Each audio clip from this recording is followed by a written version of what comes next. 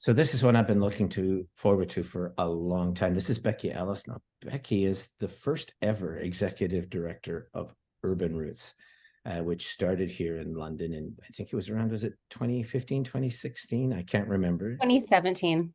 17. And I remember talking with folks back then about it, but it's just flourished in this last while. Part of that I know is due to your leadership. And this is all taking place, Becky, in the time of where the Curb Hunger food drive is about ready to start. Now, Urban Roots has been part of that since 2018, once it made a transition from blue boxes over to fresh food. Yeah. At that point, Urban Roots joined us and really became an important voice and partner in that whole thing. But this is the 27th year for that drive. So it's been around a long time, but we're really loving the shift away from kind of the blue box kind of thing and perishable, non-perishable foods over to this more perishable side. So I think it's really appropriate that you're here with us because I think you have way more knowledge about this stuff than I do. But Becky, why don't you give us a bit of your background because it is pretty impressive. Sure. So I have a master's in anthropology from Western University, in which I studied community gardens and the role they play in a sense of belonging in neighborhoods in cities. It was focused on Toronto. And I have my PhD in geography from Western University. And for that, I focused on the relationship between people and bees in cities. So looking at honeybees, but also native bees. And one of the best practices for promoting healthy ecosystems and pollinator health is actually urban agriculture. So I was looking at some urban farms in London and Toronto and community gardens, as well as really great spaces for pollinators of all kinds. And so I also have been involved in the urban agriculture community here in London for about 20 years. So I've had community gardens, I've run programs for the community gardens. I ran a children's garden program for a couple of years. I have been involved as a staff person for the City of London, helping to coordinate community gardens. And now here I am at Urban Roots. That's awesome. I think we so much need your voice in this whole mix. I do think that London is beginning to come to terms more with urban agriculture, but also with the stuff that's growing on all around us in southwestern Ontario. I've said this before, but we only have 4% of the land in Canada that's growable, but southwest Ontario produces 26% of the food that's produced in Canada. So we have a lot going on here around food, around agriculture, urban agriculture, but it tends to be hit and miss. It's been that way for a while. And I think that you're coming and Urban Roots being here along with other partners is going to help to move us along that direction, which we really need to do. I would be interested, Becky, into hearing what your definition of food security is. Now, I didn't tell you I was going to hit you with that, but I think people tend to think if we can help a hungry family and give them food, that's food security, right? But that's not really what we're fighting for here, right? And what we're trying to make happen here, what we want it to be is that a family would be able to access affordable food anywhere that's necessary. But I'd be interested in your view of food security. How would you define it? I would define food security as the ability of people to access healthy, nutritious, and culturally appropriate food that they need and also that they want. But I also think it would link to the ability of the local food system or the regional food system to be able to provide most of that food for people. Of course, there are things that can't be grown in certain regions that are really important parts of people's diets, like coffee, for example. But there are many things that can be grown in this region, as we know. And so I think part of food security is also having an agricultural system that can provide most or at least a lot of the needs for the people who live in the region as well. And so, it involves so many different things to me. It's not just about individual families being able to afford the food that they need. It's also about individual families being able to afford the food they need without it causing other hardship in their lives. So if to afford the food they need, they are not able to pay some of their utility bills. That's a huge problem. That's not food security. And so then it also, I think, relates to the ability of people who want to engage in agriculture to be able to engage in agriculture. And that's a huge barrier in Southwestern Ontario, to new people who want to grow, especially, a variety of vegetables and herbs and fruit for people to eat in their community. It can be a real barrier to access land and to be able to learn the skills to do that.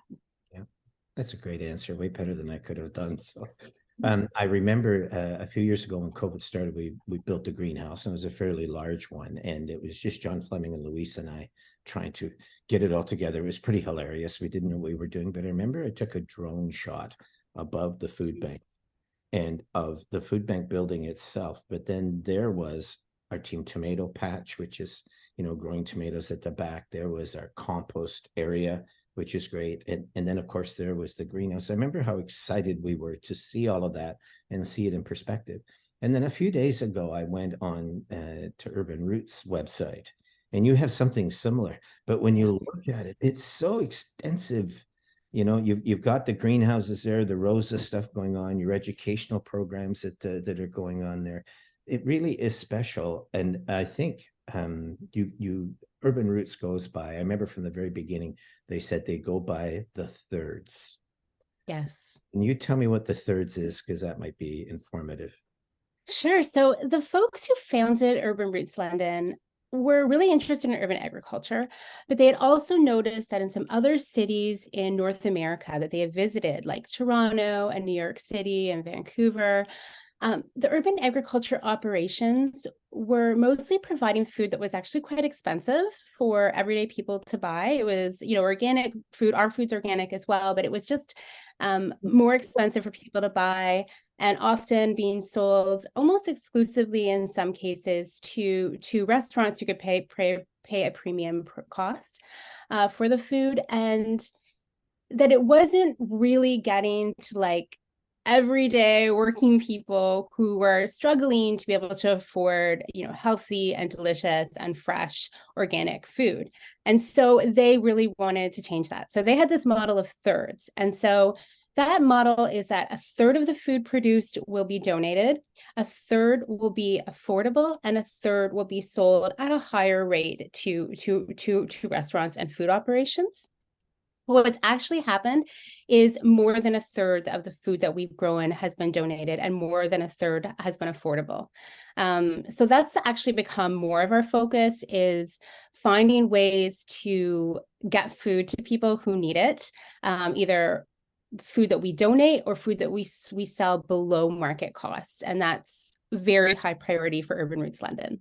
Yeah. We've also benefited from Urban Roots over the years, right? So you brought some food in our direction, which we really appreciated. But I know Luis from the food bank has also been down seeing you folks at Urban Roots. He's our agronomist and he's from Chile. He's got a lot of knowledge. So he always comes back very excited from that. I think I read in the paper recently, did you just acquire 2 more greenhouses? Is that correct, from a Trillium Grantors? Do I have that right? Yeah, so we the pictures that people can see in the drone shots on our website, those are like 2 hoop houses, and they've been great, but actually our needs have expanded. So there's been growing demand for our food, which is great. So we have acquired and installed 2 larger greenhouses now as well. And that was funded through the Ontario Trillium Foundation. So we're very, very thankful to be able to do that.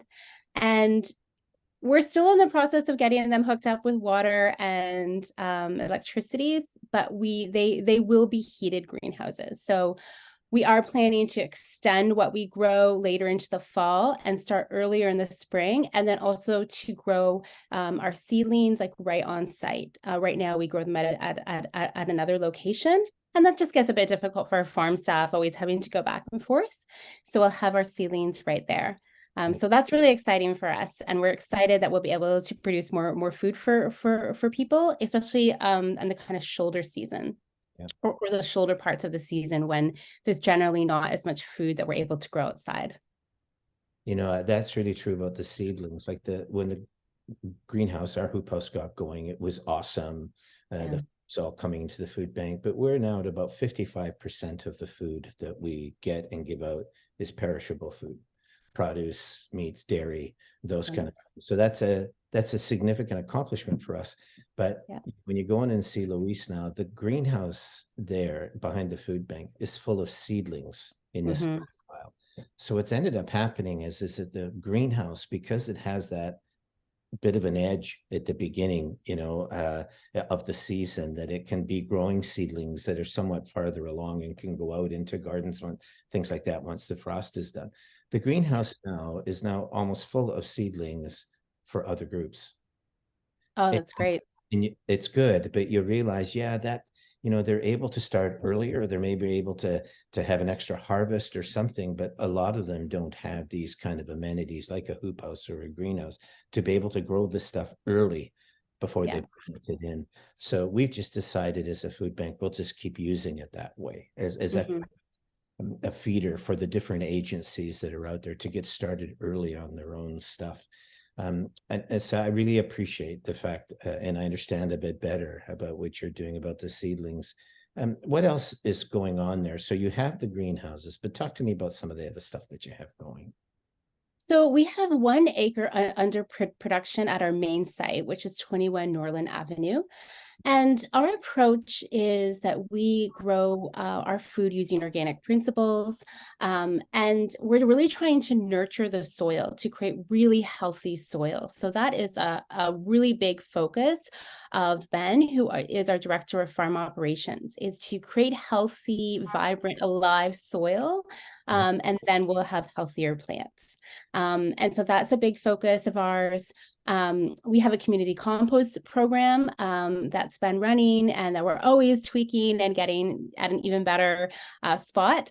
So we're continuing to run that and to work on that to encourage people to bring their fruits and veggies, scraps, and we'll compost them. And the ideal for us is that we'll be able to use that compost right on our farm.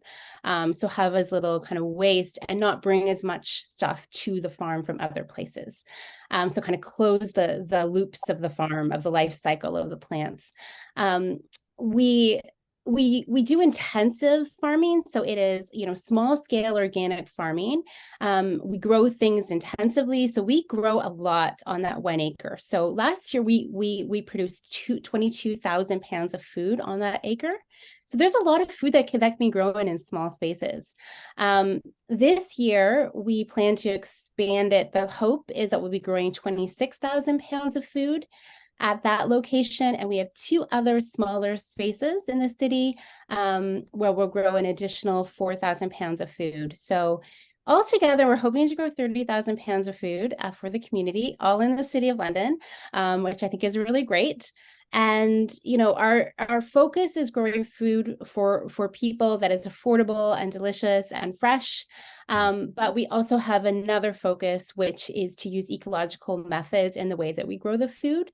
And so that's a really big focus, nurturing the soil, nurturing biodiversity on the farm, composting, kind of closing that loop to make sure there's not waste that goes off the farm as much as possible. And always looking for ways. So, sometimes small scale farmers use like a black plastic as mulch because it really heats up the soil and the plants like it and it keeps the weeds down. But we're focusing on green mulches and growing things very close to one another to create like a living mulch. So that there's always things that we're trying to do to get away from things like using, plastic on the farm and things like that. So it's always a work in progress. But we're really, interested in food security and also growing things in the most ecologically restorative and responsible way possible. So that's what you have 3 values, right? It's ecosystem accountability. Yes. Is it meaningful work? I'm trying to meaningful work, yes. And then the other one was food system equity. Is that correct? Yes. Yeah. Right. So I think you've explained the other 2, but can you talk to me about the meaningful work aspect? I'm interested to see how you view that. Yeah, so we are a living wage employer. So we look at the living wage for London and we pay all our employees the living wage or above the living wage. The nonprofit sector has some issues, I think, with work and how work happens. And we're working towards being a workplace in which people have more stable employment. That's a little difficult, as you may know. Like there are funding issues where we don't always know, but our goal is to provide work that is, decent, is well paid, is safe, but is also meaningful and joyful. And so we want people to have a really wonderful experience on the farm as workers. We want them to, be able to learn about the food system and to be able to make broader connections to issues that they may be concerned about. We want to provide a workplace where people have a chance to interact with non-human nature and with food in a way that is fulfilling to them, and it also connects them to the community as well. And so meaningful work is a really big part of our mandate. And not only the nonprofit sector, I think, has some issues with work, and it's not always the fault of the sector. It's a lot to do with the funding model. But I think farming has even more problems and issues. We also just want to get the message out there that farm work is hard work. It's important work. It's skilled work. It's often called unskilled labor. But I have a PhD. In 2021, I had a small farm operation. I rented some land outside the city, and I used some of my knowledge from my PhD to do that farm, but like a lot of stuff I was just learning by making mistakes. I was learning so much from just my interactions with the plants and the land and non-human nature. I learned a lot from that experience about farming. Different, but I would say as much as I learned from my PhD that was focused on urban agriculture. So it's very skilled labor, it's hard, and I think it's been really unvalued. There are many, many complicated reasons why it's been unvalued, but we would love to see more small-scale organic farms, both in cities and in the countryside, in which the workers on those farms are really highly valued in our society as really important workers, treated fairly in all aspects of their labor. So that's what we'd like to see. And I think the farming sector has a long way to go, but we want to be part of that. And the thing about small scale organic agriculture is, for the most part, it relies almost solely on human labor. So we sometimes use equipment, but we don't have a tractor or anything like that. It's human labor. It's a lot of human labor. It's a lot of work to have 1 acre under in intensive production. And so I personally think that for the future, when we think about the climate and the biodiversity crisis, we need more small-scale organic farms, and that means we need more people working on the farms. And that therefore means it needs to be the types of jobs that people actually want to do. So that's what we hope to be part of. No, that makes sense. Can we just pivot for a second? I think you were chair, is this correct? You were chair of the city's Urban Agriculture Steering Committee. Is that correct? Yes, that's right. How long were you doing that for? I was doing that for 2 years, and it was at the very beginning. I believe it was 2018, so just after the urban agriculture strategy had been adopted by the city council. They started the steering committee, and so I was the chair of that for the first 2 years. And we were really looking at ways to try to take this document that was a really great document about urban agriculture in London and try to kind of turn it into like tangible action on the ground. And, that was, we brought together a lot of different people. People have been advocates for a long time. And then also city staff, and we're trying to like work together to see how we might be able to do that. And a slow process, but I do think a really important important process for the City of London. So we I was part of the London plan stuff in the beginning, as urban agriculture strategy was being brought into that, but there was this sense that we've arrived, we're here, we're going to become this food kind of city, a smart city, blah, blah, blah, blah. And then everything kind of got away on us. And it, not just, I just mean as a city in general, and it was tough. And I know for the organizers, it's been a bit, it's been a disappointment to them that we didn't get farther down the road with some of the stuff that was happening. How do you feel? Because you would have had your finger on the pulse there as the chair of the steering committee. Where do you think London is at the moment? Do you think we had a moment and kind of lost it? Or do you think we're slowly emerging from the fog and starting to get it? How do you see it? I think we're still emerging from the fog. I think that COVID didn't help because there was a lot of confusion. For example, you might remember at the very beginning of COVID, it was all a very confusing time. There was confusion about whether or not community gardens could operate that year, for example. And it was just a very strange time. Like, we're a community farm at Urban Roots. We have a lot of events for the community, and a lot of that was halted. So COVID threw in some difficulties. It kind of threw a wrench in the process. And these things are very slow processes, like especially when it comes to identifying and changing certain bylaws can be very slow. So it's a process that I think has been slow, but I think it's still happening. I feel, as executive director of Urban Roots London, I feel the support from city staff and city councillors as well for urban agriculture, for urban farms. I think that they want to see more of them. There are some difficulties about, zoning and bylaws and things like that. Urban Roots has been kind of working through a lot of that with city staff over the years. And there's been some real strides forward that we've seen that we hope will be helpful for other urban farms as well. And I will say that something about the city of London that I'm not sure people fully appreciate is that the city of London has a really great community gardens program. It has a lot of community gardens for a city of its size. It's unusual for a city of its size to have this many community gardens. And the city staff who oversee the community gardens are always really helpful in starting new gardens. There are some barriers that come up that can frustrate people, but they want to see more community gardens. So that's something I've also been involved in. I just started a community garden in my neighborhood last year. And so, there's a lot of great people who work for the City of London who really want to see this happen. The process is slow. I know it can be frustrating for people. And I do think that COVID kind of threw a wrench in things and slowed things down even more.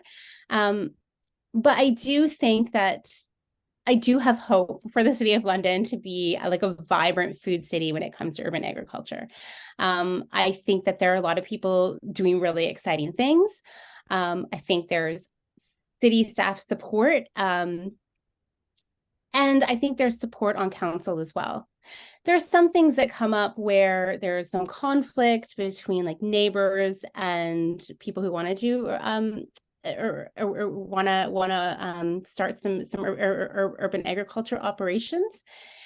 And I think some of that can be solved with education, because people don't know a lot about farming. They don't know a lot about small scale farming. Some things that cause, I think, conflict at all scales is composting. I found that from like a backyard scale to community gardens to urban farms, that there's some conflict around composting and decay and things like that.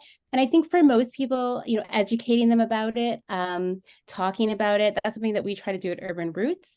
That's something I'd love to see the City of London have some education campaigns around different aspects of urban agriculture and also urban gardening, that can try to like dissipate some of the conflict between neighbors. So things about composting, when it comes to gardening or farming in a way that is ecologically sensitive. There's other stuff about decay, and some people don't like to see any decay, but that is a part of the healthy life cycle in an ecosystem. So some of those educational materials I think would be really great. I know that the city wants to see some educational materials about the importance of urban agriculture and climate action, which I think is a really great thing to talk about with people, to ignite some conversations. So I think there's a lot of potential, but I think there's also a lot of work to do, and it involves a lot of people coming together. And I'd like to see some like on the ground action, because I do know, we've come together, like the urban agriculture community came together to make that strategic plan, and it's a great document. So we don't necessarily need great documents as much as we need to be like talking about these ideas with the community, educating people in the community, doing projects that are successful, and then like talking about how great they are. I think that that's something that needs to happen. So we need like action as well. Yeah. We've got about 5 minutes left here. So I think a lot of what you said is going to be brought out during the Curb Hunger Food Drive, right? Because we're focusing on climate, the Sustainable Development Goals from the United Nations that talk about that.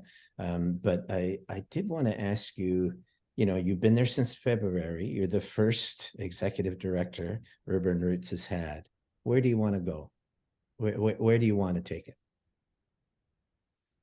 I would like to see Urban Roots be able to nurture a new generation of urban farmers. So both in having staff come and learn, grow as leaders of the urban agriculture community, and either move on to start their own farms or to keep working at Urban Roots.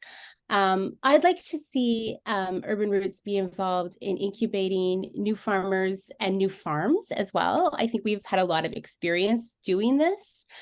We've had challenges, we've had, successes, and I'd like to be able to share that with people who also want to start urban farms. I think more urban farms would be amazing in the city of London. So we definitely like to be part of that. We'd like to expand the amount of work that we do with the community, providing this delicious food to people in the community. So we like to produce more food for people, but also to be able to have more people come to our farm and learn about urban agriculture, learn about ecological farming, all different aspects of it, how it can be a strategy of climate action, how it can nurture a healthy ecosystem in a city. And just feel connected. I think one of the best things about urban farms is that it connects people to non-human nature. It connects people to their food. It helps them be able to access food.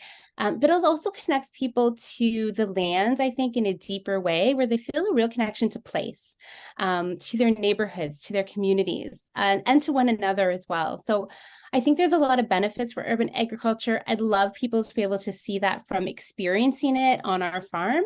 And I'd love to see more urban farms. And I hope urban roots can help to foster that in the community.